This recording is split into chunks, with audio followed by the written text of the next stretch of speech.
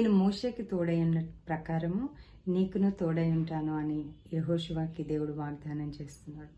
అంటే మన దేవుడు ఆ ట్రైనింగ్ ఇచ్చే టైంలో ఆయన బిడ్డలుగా ఆయన సన్నిధిలో ఆయన చూపించిన త్రోవలో నడవడానికి మనము ట్రైనింగ్ పొందుతున్నటువంటి సమయంలో, నడవడానికి ప్రయత్నం చేస్తున్నటువంటి సమయంలో మనం ధైర్యం కోల్పోతాం. నేను నడవగలనా?